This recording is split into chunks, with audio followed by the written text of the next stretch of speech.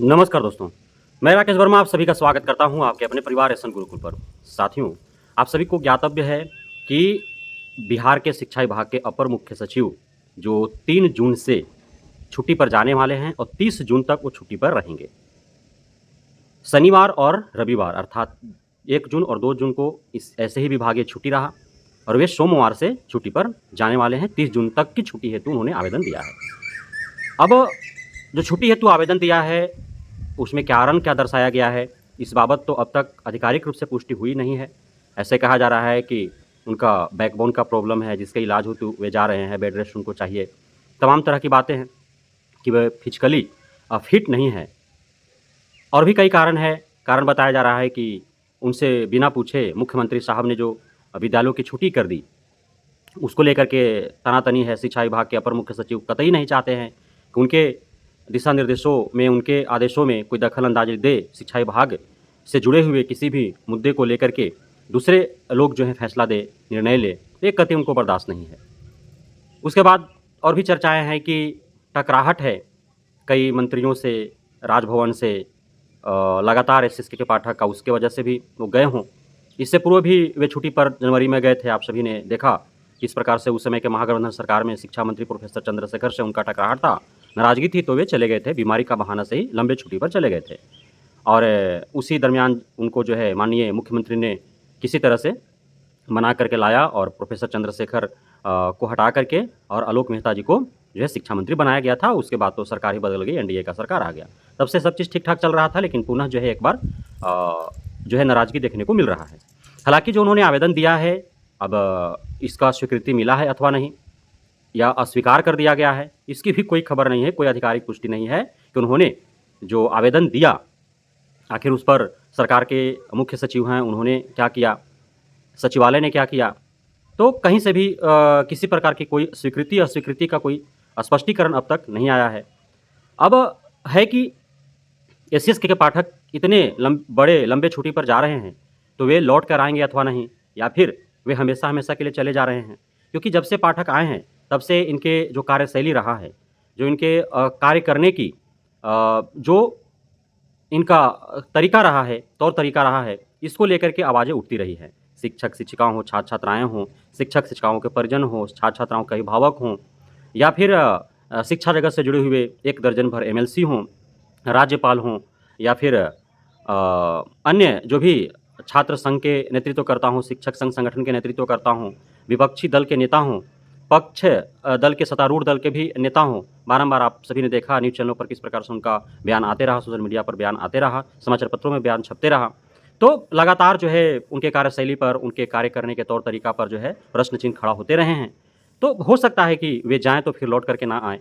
और एक कारण जो दबी आवाज़ों में सुनने को मिल रहा है और आप सभी इसे जानते ही हैं कि जितने भी विद्यालयों में जो भी कार्य हुए, जितने भी आउटसोर्सिंग एजेंसियों के द्वारा विद्यालय के सुदृढ़ीकरण के लिए, विद्यालय जीर्णोद्धार के लिए, विद्यालय में जो है थाली, बेंच डेस्क, बस्ता, एफएलएन किट्स, विद्यालय जीर्णोद्धार, विद्यालय मरम्मती, विद्यालय निर्माण, प्रीफैब निर्माण, समरसेबल, पानी टंकी, उसके बाद नामांकन रद्द में, निरीक्षण में, डेलीवीसी में, एमडीएम में, मिशन दक्ष के आड़ में तमाम तरह के जो है घोटाले किए गए। उसके बाद आउटसोर्सिंग एजेंसियों के जो बहाली हुआ, डीपीएम, बीपीएम, बीआरपी, परिचारिका, रात्रि प्रहरी, सफाई कर्मी, आईटीसी इंस्ट्रक्टर, इन सभी में भी काफ़ी जो है घूस खोरी चली है।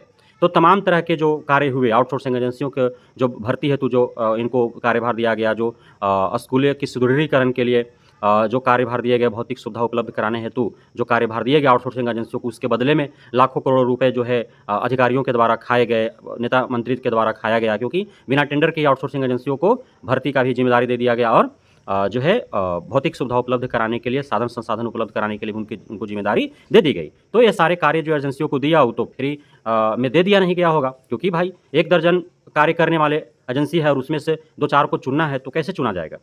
कोई टेंडर तो हुआ नहीं। तो सीधी-सी बात है कि उसके एवज में उनसे मोटा रकम वसूला गया और जो मोटा रकम देने में सक्षम हुआ, जो करीबी हैं अधिकारियों के, मंत्रियों के, नेताओं के, उन एजेंसियों को जो है काम दे दिए गए।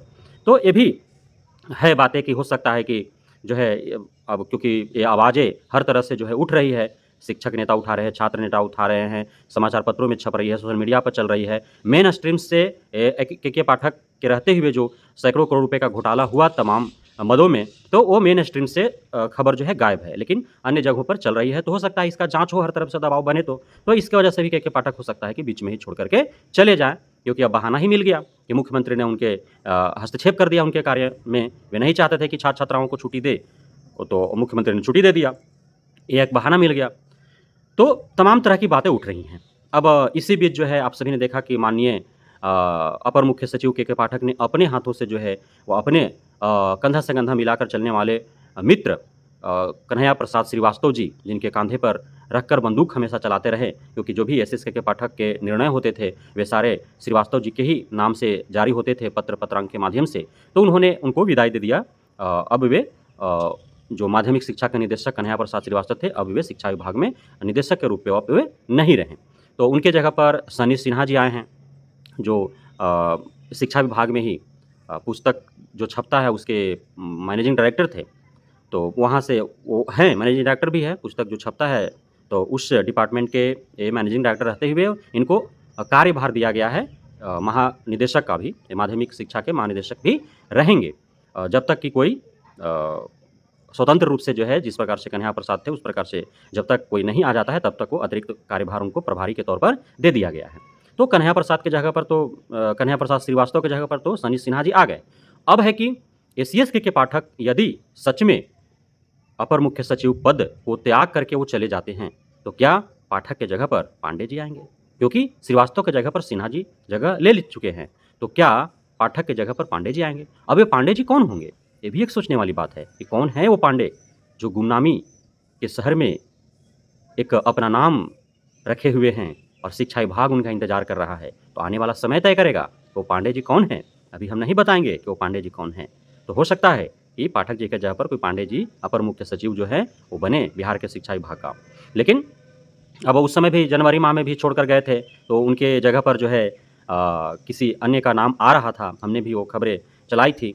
अब तो ये संभावनाएं व्यक्त की जाती है कि कन्हैया प्रसाद चले गए, तो चूँकि कन्हैया प्रसाद इनके हमसफ़र थे, हम साथी थे और कदम से कदम मिला करके जो है चलने वाले थे, अब वो चले गए तो हो सकता है कि ये एक अकेला महसूस करें। और सनी सिन्हा जी क्योंकि अभी तो अतिरिक्त कार्यभार में है, स्वतंत्र प्रभार किसी को मिला नहीं है, तो कौन आएंगे अभी स्वतंत्र प्रभार में उनके साथ है, इनका जो है तालमेल बैठ पाएगा अथवा नहीं बैठ पाएगा। श्रीवास्तव जी के साथ पूरा बैठ रहा था इनका। तो क्योंकि अपर मुख्य सचिव को वही लोग जो है चाहिए, कोई भी प्राथमिक शिक्षा का निदेशक हो या माध्यमिक शिक्षा का निदेशक हो, ज्वाइंट सेक्रेटरी हो, तो वही चाहिए, एडिशनल सेक्रेटरी हो, कोई भी हो, वे चाहिए जो एसीएस के पाठक की बातों को काटे नहीं, बल्कि एसीएस के पाठक के हर दिशा निर्देश नीति नियम को सर आंखों पर बैठा करके चले। तो वो ऐसा चाहिए। यदि कोई काट करने वाला आ जाए तो खुद एसीएस के पाठक जो है वो चले जाएंगे इस्तीफा दे करके। तो हो सकता है कि छुट्टी पर इस वजह से भी चले गए हों कि अब श्रीवास्तव जी की जगह पर स्वतंत्र प्रभार में कौन आता है।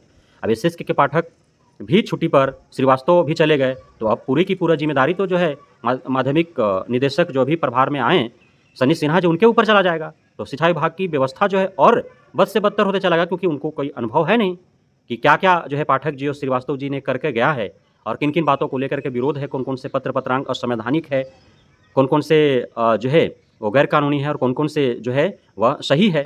अब गर्मी की छुट्टी की बात है तो के पाठक भी छुट्टी पर चले गए, श्रीवास्तव भी चले गए। तो आखिर गर्मी की छुट्टी यदि भीषण गर्मी चल रही है और इसमें तमाम तरह की घटनाएं घट रही है, मृत्यु हो रही है, रोजाना शिक्षक शिक्षाओं छात्र छात्राओं का बेहोश हो रहे हैं, गंभीर रूप से बीमार पड़ रहे हैं, तो अब इस प्रकार से जो हालात है, पूरे शिक्षा जगत का जो चित्कार मचा हुआ है सारे विद्यालयों में, बिहार के पूरे 3800 जिला के सभी 500 प्रखंड के 92,000 विद्यालयों में जो चित्कार मचा हुआ है, तमाम तरह के जो है शिक्षक शिक्षाओं के परिजन और छात्र छात्राओं का अभिभावक, छात्र नेता, शिक्षक नेता सभी एलिगेशन लगा रहे हैं और हत्या का आरोपी भी ठहरा रहे हैं के पाठक को, विभाग को हत्या का आरोपी बता रहे हैं।